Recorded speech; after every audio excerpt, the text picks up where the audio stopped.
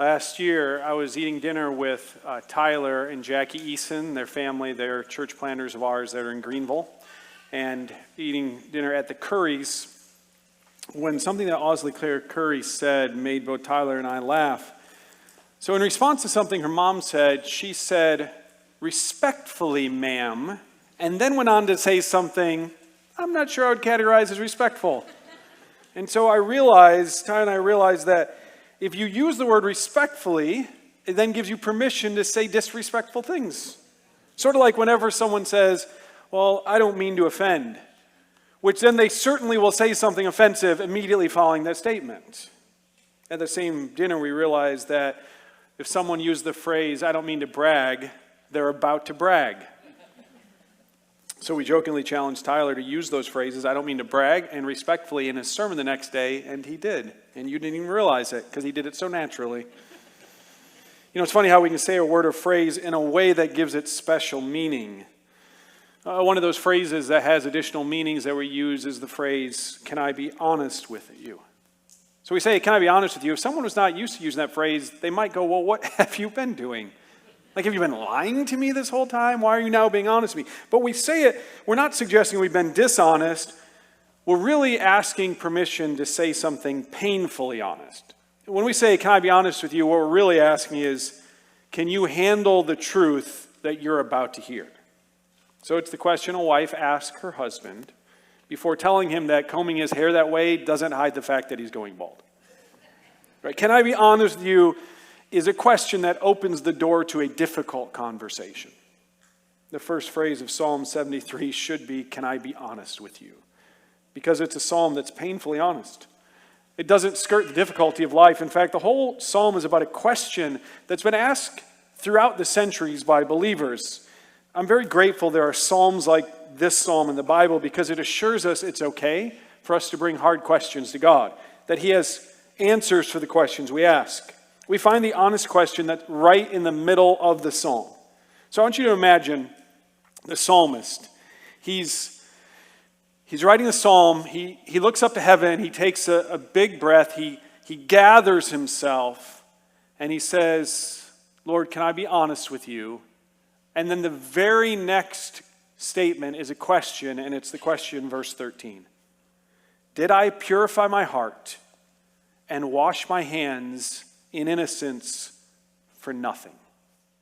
So this question, notice it's not asked by a skeptic. It's also not asked by someone who's railing against the Bible, someone who's trying to sow seeds of doubt and confusion. It's asked by Asaph. This is a man who serves as a musician and songwriter in the temple. And so when he says in verse 13, "Purify my heart and wash my hands," he's referring to religious practices that are part of worshiping God in the temple. This is not a casual Christian who shows up on Christmas and Easter. He's committed. He's faithful. He's zealous. And he's struggling because he's wondering if it's really worth it. If you remember last week, Psalm 72, this previous psalm, it celebrated what God would do when the final king finally comes to earth and he establishes the perfect kingdom, the one we all long for. But now this psalm wonders, like, what about life right now? Like, yeah, that sounds great someday, but what about today? You know, sometimes the longing for what will be is dimmed by the challenges of what is. And when that happens, is it okay to ask questions to God? Is God okay if we're honest with Him? Hanging on the cross, nails driven to His hands and His feet, gasping for breath, Jesus said, my God, why have you forsaken me?" So is it okay to ask our honest questions? Can God handle them? Absolutely. It's not sinful for us to take our questions and our doubts and our concerns and our uncertainties to God. What better place to take them? Long before you or I ever asked God a difficult question, Jesus did. So it's not only possible, it's wise for us to bring our questions, our difficult questions to Jesus for an answer. But we should, when we have a difficult question for God, we should consider why we're asking the question. Because sometimes we ask questions to make a point rather than to listen and learn. Have you ever been in a meeting where that happens? Right, where someone asks a question, you're like, I don't think that's a question. Like it's their opinion, they just sort of raise their voice at the end of it. Right? It's a statement. It's a point of view with a question mark at the end. So when you have a question for God, are you asking that question in humility or are you complaining with a question mark? Sometimes we ask questions to embarrass or humiliate someone. Have you ever done this? I know I have. You remember back in middle school or high school when something had happened in the class to one of the classmates, everyone knew about it, but the teacher didn't know about it, so maybe you'd raise your hand and you'd ask this question, sort of related to the topic, but you have all these extra details, and the teacher's probably like, this is a weird question, but everyone in the class knows you're asking the question to make fun of that person and what happened to them. It's not really about the question. It's a question designed to insult. See, there's a way of expressing doubt that's really just about mocking those with faith, a way of asking questions that's not interested in learning or understanding. So we can take our honest questions to God without fear of offending him, but we should take the opportunity when we do to evaluate, what are my motives for doing this? Do I really want an answer? Am I humble enough to listen to what he says? So the psalmist asks God the question, is it really worth it? Is it really worth it obeying you? Is it really worth it living for you? Is it really worth it to do this with my life? So what leads him to this question? So this question, though honest, it does come from somewhere. It comes from what's going on in his heart. And I think as we listen to this question, we realize this is the result of maybe some concerning issues that are going on in his soul. And the first issue that has prompted this question is the issue of comparison. He compares what is happening in his life with what he perceives is happening in the lives of some other people around him. Look at verse 2. He says, but as for me, my feet almost slipped. My steps nearly went astray, for I envied the arrogant. I saw the prosperity of the wicked. So when we compare our lives and the difficulty in our lives to what we think is happening to someone else, it almost always leads us one of two ways, either to arrogance or to envy. To arrogance. Do you remember the story Jesus told about a man who went to the temple to pray, and he looked for the worst person he could find, and he compared himself to them? So he looked, and there was this guy in the corner who was weeping, and it's this tax collector, and he looks at him and he prays, and this is what he prays: God, I thank you that I'm not like him. So comparison can lead us to arrogance, but in the case of this psalmist, it wasn't arrogance, it was envy. Right? He's comparing his difficult circumstances to what he looks at. It says, all those people who aren't following the Lord, it looks like they have ease. It looks like life is smooth. It looks like they've got a life of leisure. He calls it, verse 3, the prosperity of the wicked. And it goes on in verses 4 through 12 to describe this prosperity in colorful ways. So we realize this isn't just sort of a passing observation. He's been fixated on this. Have you ever done this? The struggles in your life, and all you can think about is the people who aren't struggling? Why is it going so well with them? Why are they getting away with their rebellion to God? Look at how hard my life is. We just keep thinking about it and rehearsing it. Listen to them. Look at verse 4. They have an easy time until they die. Their bodies are well fed. Well, they're not in trouble like others. They're not afflicted like most people. Therefore, pride is their necklace, and violence covers them like a garment. Their eyes bulge out from fatness. The imagination of their hearts run wild. Now listen to those phrases. Easy time, well-fed, not in trouble, not afflicted. Here's what he says. There are no consequences for people rebelling against you. They're not even trying to hide their rebellions. Their arrogance is on display like a painting in a museum. Verse 6, they mistreat others and they don't even keep it a secret. It's just everything's out in the open as if they're proud of their misbehavior. He says they just fill their lives with such luxury. He describes it that they've eaten so much food that their eyes are bulging out from all the calories. And he goes on to say, every desire they have, no matter how crazy, no matter how wicked, no matter how far-fetched, they get it. No one, including God, is stopping them. And they're not even ambivalent about God. They're actively mocking God and his people. He continues, verse 8, they mock. And they speak maliciously. They arrogantly threaten oppression. They set their mouths against heaven, and their tongues strut across the earth. Therefore his people turn to them and drink in their overflowing words. The wicked say, how can God know? Does the Most High know everything? Look at how he describes the wicked speech.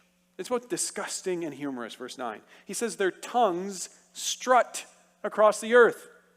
Picture that. Disembodied tongues strutting around town. So you're driving down the middle of Main Street, Fuquay. There's a crosswalk. You see something moving. You stop, and there's a tongue strutting across the crosswalk. You're pushing your cart through Food Line. All of a sudden, you back up because you almost ran over a tongue strutting down the aisle. What would you think if you saw a tongue strutting down the road? You'd be like, that's amazing and horrifying. And that's how he feels. When he says the wicked, the way they talk about themselves and the way they talk about God's people and the way they talk about God, it's horrifying. In the musical Annie, there's these sort of villainous characters, Miss Hannigan and Rooster, and they sing a song about what they desire, and it actually mirrors the description of the wicked in Psalm 73. So they dream about living on Easy Street, where you get to sleep until noon and where the rich folks play. But this is in their song, how do you get to Easy Street? Here's what they say. You don't get there by playing from the rule book. You stack the aces, you load the dice. In other words, what the psalmist is looking at with discouragement, they look at with desire. They long for Easy Street while the psalmist laments its very existence. Look at what he says, verse 12. Look at them, the wicked. They are always at ease, and they increase their wealth. One of the problems with comparison is that we always do it selectively. Are the wicked always at ease, verse 12? Can you think of anyone who's wicked who has struggled? Do all the wicked prosper, verse 3? See, we compare to prove our point. We select certain examples, we amplify them, and then we fixate on how unfair things are for us. We're like the child who says, well, everyone else gets to do it. Really, son? Everyone does? Of course not, but it feels that way. Do you compare your struggles with other people's successes? Nothing good ever comes out of playing a comparison game. Steve Klein likes to say, comparing is impairing. When we compare ourselves with others, it impairs our ability to grow and change. So the psalmist, the first issue that sort of gives rise to this question is the issue of comparison, but it leads to a second issue, which is confusion. So he wonders, after he compares himself, why am I suffering? Why am I afflicted? Even though I'm trying to do what's right. Verse 13, well, did I purify my heart and wash my hands in innocence for nothing? For I am afflicted all day long and punished every morning. If I decided to say these things aloud, I would have betrayed your people. When I tried to understand all this, it seemed hopeless. Augustine, the church father, he wrote about this verse, and he describes that feeling of confusion. I want you to listen to what he said. He said, if I serve God and have to go without wealth while those who do not serve him have plenty, what I did is pointless. Where's the reward for my good life? What wages do I get for my service? I live virtuously and I'm in need, while a godless person has plenty? Have you ever felt the confusion he describes? Have you ever thought, there's really no good in doing good? And no matter how hard you keep trying, you say, Lord, I'm trying to do what you want me to do, but these bad things just keep happening. The prophet Isaiah, when he was foretelling the coming of Jesus, he tells us that Jesus shares this same experience. Listen to these words he tells us, Isaiah 49. This is telling us what the servant will say. I have labored in vain. I've spent my strength for nothing in futility, yet my vindication is with the Lord and my reward is with my God. Here's what he's saying, that before Jesus rose from the dead, he looked over all of his life and it appeared to have done nothing. Now, appeared is the key word, because we know that appearance is not reality, especially where God is concerned. You realize the psalmist's confusion is so profound that he says, I couldn't talk about it publicly. That if I made a public statement, verse 15, I think I was struggling so much it would have impacted negatively other people's faith. Like, this is a profound wrestling of his soul. Now, don't take this to mean that we shouldn't enter conversations with others when we're struggling spiritually. We should definitely turn to those who can listen and offer wise counsel. But we need to understand that there are moments when public statements actually could do damage to others. I think about pastors, about Christian authors who have made very public and even seem to boast about their doubts. and they're changing theology, and sometimes they're even their departure from the Christian faith. Some local internet celebrities who made videos that over 5 million people have watched talking about why they're no longer Christians. Listen, if you're struggling, you need to work it out with the Lord, and you need to work it out in private with some mature Christians. You need to be very careful about what you say publicly, because it could impact others. It's quite possible that this psalm was written when Israel was in exile in Babylon. So just imagine what that would be like. You're part of the people of God, and you're here living in a pagan culture, and they are celebrating all forms of wickedness, and they seem to just keep getting more and more successful. And you would wonder, verse 16, is there any hope? Is anything ever going to change? So his comparison leads to confusion about what's going on in his own life, which leads then to a third issue, which is cynicism. Cynicism is a lack of hope that things will ever change. Cynicism is a lack of faith that justice will prevail. Verse 21, when I became embittered and my innermost being was wounded, I was stupid and didn't understand.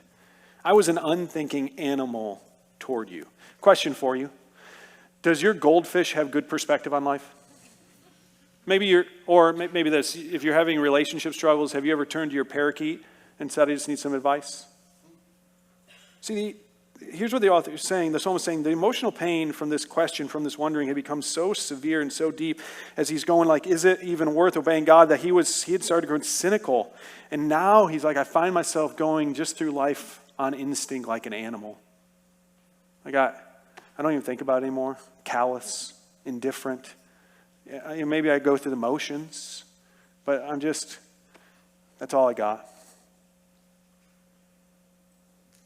So when you look at what is rewarded and what is celebrated in our culture, does it ever make you feel cynical? Like, do you ever find yourself, maybe you're here this morning and you're like, I'm here, it's good, I'm glad you're here, but you've just been going through the motions today? Like, I know I should do this, but you're like an unthinking animal. I'm just sort of going through the routine. You know, my dog wants to get up at the same time and eat his food, then go out like he wants to do the same thing. Doesn't think about it, it's just instinct. That's you now, and it's doing it. Are you frustrated? Are you in despair because of what you see God either doing or not doing? You realize so often our doubts, they're not deep intellectual questions. Our doubts flow from emotional hurt. Like, the source of our doubts so often is that we feel mistreated. We feel overlooked. We feel overwhelmed. Our expectations about what would happen if we followed God, they're not being met. Right? Faithful parents with wayward children. A loving husband with an unfaithful wife. A diligent employee who loses a job. A healthy eater diagnosed with a terminal disease. A thoughtful friend who's taken for granted. And on it goes. And so in our pain, we turn to God and we ask a question. God, did I purify my heart and wash my hands for nothing? Does any of this matter? And if we will listen, this psalm, it gives us some honest answers. But before we look at the answers, we need to see where he found the answers to his question. Look at verse 16. He said, when I tried to understand all this, it seemed hopeless until, that's such a good word, until I entered God's sanctuary. So imagine you lost your car keys. And so you're like, okay, I always put my car keys in that junk drawer. So you go to the junk drawer, rummage around, you can't find them. So you pull it out, you dump it on the ground, go through, no car keys. Oh man, I can't find. So you're like, where might I have left this? So you go over and you pull all the cushions out of the couch, out of the love seat. You pull the sheets off the beds, still can't find them.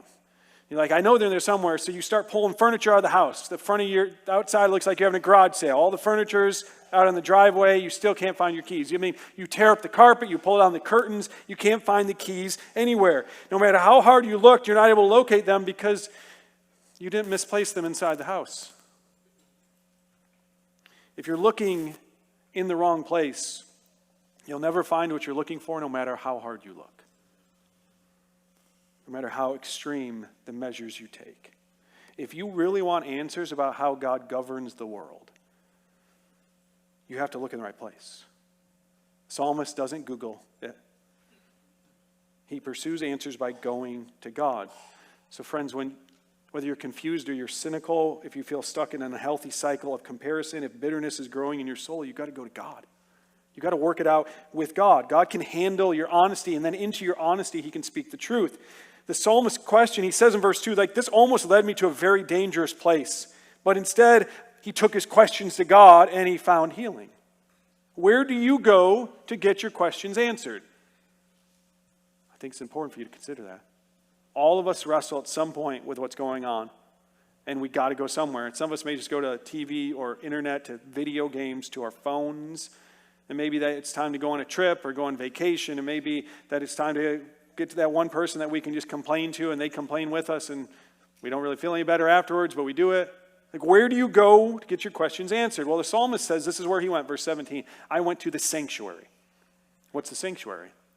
This is a place where God meets man, and the place where sacrifices for sin are offered. So for us, Christian, where does God meet man and where are sacrifices offered? Well, we go to Jesus.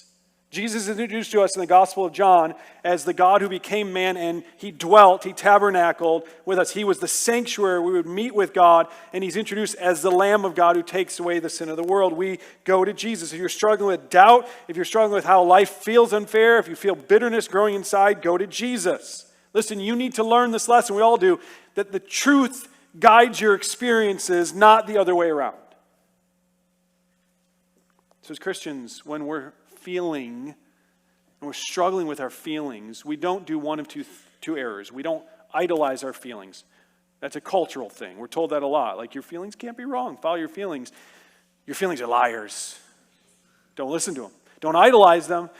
But on the other hand, it's not healthy to ignore them. God made us to have feelings. Jesus had feelings. God describes himself as having feelings. So feelings aren't bad. They're not idols. They're not ignored. Instead, what we do is we direct our feelings with the truth. Think of feelings like a fever. They're an indication something's going on. The fever isn't the problem. It's the indication of it. Your feelings might show you there's something going on you need to deal with. One of the ways that we go to Jesus is we go to Jesus in the presence of our brothers and sisters. We come to the gathering of God's people, and that's where our perspective changes. A tangible way that God reveals himself to his people is through his people. So here, when you're struggling with a lot of these emotions and feelings that the psalmist describes, here's going to be your temptation. You're not going to feel like coming here. Quorum Deo, you're not going to feel like going to church. I just don't feel like it. When you feel least like going, you most need to go. Like, in those moments, you need more than anything to gather for worship, because worship recenters us in reality. A policeman will ask a lost child, where was the last place you saw your parents? And then he'll take the child there. When you're struggling with doubts, you need to ask yourself, where was the last place I saw Jesus? And then you need to go there. You need to open your word. Be here on Sundays. Come on Wednesday nights. Meet someone for coffee and prayer. Go to the sanctuary. You'll be reminded of who God is, and that's where you'll find answers to your question. This is the psalmist's experience. Time with God helps him remember 4 truths about God. Here's the first one. God is good. Verse 1, he actually gave us sort of the answer at the beginning. God is indeed good to Israel, to the pure in heart. When the Bible mentions Israel, we need to figure out who exactly it's referring to, because there's a man named Israel, there's a nation named Israel, there's a people named Israel, and there's a servant named Israel. So here, Israel is synonymous with pure in heart. Who is pure in heart? Well, there's only one who is ever truly pure in heart, and that's Jesus. But then Jesus, through his death and resurrection, he creates a pure in heart people. Those whose hearts were once full of envy, were once full of bitterness, full of comparison, full of cynicism, have received pure hearts through the work of Jesus. So going to the sanctuary, it reminds the psalmist of God's goodness in redeeming his people from their sin. God is good. You know why? Because he made a way for you and me, impure people, to be made pure. So when you're wrestling and you're struggling, you're wondering, is God good? Go to the cross and see what happened there, where love and mercy met so that you could be forgiven. And that will assure you, when you're struggling, when you're doubting, that God is good. Here's the second truth he was reminded of. God is not just good, but he's just. If you're the judge of a chili cook-off, You don't select the winner, hand out the blue ribbon while the ingredients are still on the counter, right? You don't look at like who bought the best groceries and say, you win. You wait till they make the dish. You wait till it's done cooking, then you eat it. And when it's finished, that's when you judge. If you're the referee of a boxing match, they announce the boxers, they walk into the middle of the ring, you call them to the center, you don't right there lay yours on their hand and declare them the winner. Like you have to wait till the fight ends to pick the winner. We make the mistake of evaluating the wicked before it's finished, before the end. So what do we learn if we wait until the story's finished? Verse 17, he says, then I understood their destiny, or their end. Indeed, you put them in slippery places. You make them fall into ruin. How suddenly they become a desolation. They come to an end, swept away by terrors. Like one waking from a dream, Lord, when arising, you will despise their image. Even when we don't see God's judgment on the wicked, God is still at work. God is not reactive, he's proactive. Here's what it says. It sort of pictures God as being so patient. It's like he's sitting in the chair. It says, but at some point he'll get up, and when he gets up, watch out. Brothers and sisters, you may not see God's judgment on a particular person in spite of how flagrantly they're violating his law, but that's due to your lack of sight, not due to God's lack of justice. This warning is similar to what we see at the end of Psalm 1, where it describes the wicked as chaff. Chaff is the outer part of the grain of wheat that when it's harvested, it sort of crumbles and falls away, and then the wind just blows it, and it disappears. Friend, if you're not a Christian, then these verses are here to be a warning to you.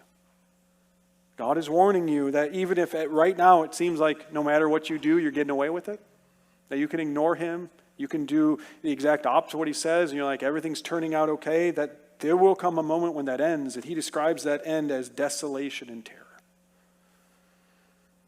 Listen, there's a way for you to go from desolation to delight, from punishment to pleasure, and that's if you find your sanctuary in Jesus Christ. His grace will cover your sin, he'll make you pure in heart, and he'll move you from judgment to joy. And so even in this warning, he's inviting you to come. God is good. God is just. Here's the third thing he learns, remembers, God is near. God is near. So even when we don't feel his presence, God is with us. He is with us presently, and he's with us permanently. He takes our hand now, and he will take us to glory in the future. Verse 23, yet I'm always with you. You hold my right hand. You guide me with your counsel, and afterward you will take me up in glory. Last year, Jeff Hay, he's the pastor of Ballycullen Church in Dublin, Ireland, one of our church partners. He sent me a video of him and his boys singing. So he's a pastor. He sent me a video of them singing. You're probably saying, like, were they singing Amazing Grace at church? No. Were they singing It Is Well at a conference? Still no. Were they singing Happy Birthday around the kitchen table? No. Were they singing You'll Never Walk Alone with 60,000 Liverpool fans after a soccer game? Yes. That song's been the unofficial anthem of the team since the 1960s. It's their favorite soccer team. And so he sent me this video of them all singing this song. And the whole idea is that no matter how hard the season gets, we'll be with you. We're committed to you. We'll never leave you. Here's the chorus. Walk on through the wind, walk on through the rain, for your dreams be tossed and blown. Walk on with your hope in your heart, and you'll never walk alone. Just imagine 60,000 passionate fans singing at the top of their lungs. So the video he sent me was shaky because everyone was singing so loud. It was really powerful. But let me ask you, is it true? Will the fans be there for the player when he gets old and slows down? Will the fans be there for the player when he gets injured, can't play? Will the fans be there for the player when he makes a mistake and loses the championship game? That was 60,000 liars singing together. Because they won't be there. They'll dump that player the moment he can't help them. He will walk alone to the bus station because no one will give him a ride. But for Christians, it is true. We will never walk alone. Jesus holds our hand. In fact, notice this. This is interesting. It says Jesus holds our right hand. What's our right hand? I'm sorry, left-handers, but in the Bible, what it means is it's the hand we do things with. It's our strong hand. It's our powerful hand. And it says, here's what he's saying. Holding Jesus' hand is more beneficial than anything you can do with your hand. The most important thing you can do with that powerful hand is hold on to Jesus. And like a good shepherd, he will lead us out of the trap of comparison, the darkness of confusion, the emptiness of cynicism. No matter where you find yourselves, if you're a Christian, from your highest victories to your lowest defeats, Jesus is with you. So brothers and sisters, in the day when you feel most alone, come to the sanctuary, be reminded that God is near, that Jesus is with you, and that he sent his Spirit to live inside you. God is near. Then finally, God is enough. God is enough. I want you to imagine if you were to take a piece of paper, and you were to put a line right down the middle of that piece of paper. On one side you put needs, on the other side you put wants. And you thought about, what is everything I need? And what is everything I want? And then you were to compare the two sides of the piece of paper together, the two lists. Are they the same? Here's what the psalmist is saying. He says, when I left the sanctuary, I looked at my paper with wants and needs, and they were exactly the same because there was only one thing on each side. Under wants, it said God, and under needs, it said God. That when the difficulty of life stripped everything from him, and he looked at how prosperous the wicked were, his first thought was to be envious. But then he spends time with God, and he says, well, I have everything I need. Jesus plus nothing equals everything. That's what he says in verse 25. Who do I have in heaven but you? And I desire nothing on earth but you. My flesh and my heart may fail, but God is the strength of my heart, my portion forever. Those far from you will certainly perish. You destroy all those who are unfaithful to you. But as for me, God's presence is my good. I have made the Lord God my refuge, so I can tell about all you do. When I was a kid, we were invited to someone's house, and they had a Nintendo. This was right after Nintendos came out. And I was introduced that night to Super Mario Brothers.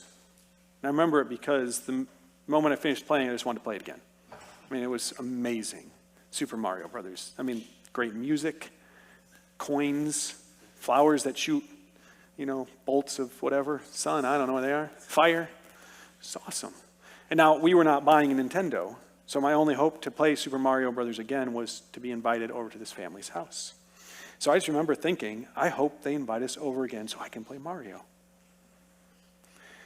When we look at our circumstances and we complain to God that the prosperous wicked have it better than we have it, we have turned God into my friends with a Nintendo. Like, I didn't care about going to their house and spending time with them. I cared about playing Mario. I wanted their stuff. See, the psalmist's mindset changed when he realized that God is better than the gifts God gives. God is better than the gifts God gives. If someone gains the whole world, but they don't have God, they have nothing. We shouldn't envy the prosperous wicked. We should pity them. God is our portion. God is our inheritance. God is our reward. We don't need and we don't want anything but him. I can't imagine being Yuri Gagarin, the first person in space. I can't imagine being Neil Armstrong, the first person to walk on the moon. I'm either not bold enough or not stupid enough to volunteer to go first. But someone has to go first. Unless someone goes first, no one can follow them. Someone has to find a way so that others don't have to. Do you know who suffered while the wicked prospered, and they did it without sinning? Do you know who went first doing that? Jesus did. And that means we can too, because he is both our example and he is our strength to do it. Because of Jesus, we don't have to complain or compare. We don't have to be confused or be cynical. Jesus went first, and he's with us to help us. And our struggles, listen to this, our struggles allow us to reveal Jesus to others. The difficulty of life, this is what he says in verse 28 as he ends the psalm. He's like, the difficulty of life forced me to run to Jesus for refuge, and what was the result? I can tell about all you do. So Jesus went first and shows us the way, and now he lets us go so that we can show the way to others. Maybe God is allowing you to suffer affliction while the wicked prosper so that you can help someone who's about to suffer the same way. If you talk about God's faithfulness to you in your questions, could you help someone who's about to wrestle with the same ones? Maybe that question, can I be honest with you? Maybe we could recycle it and improve it just a little bit. So instead of saying, can I be honest with you, and then sharing hard truths about them, we can say, can I be honest with you? And then we can share hard truths we've learned. We can be honest about our struggles and about how God was faithful every time. Will you pray with me?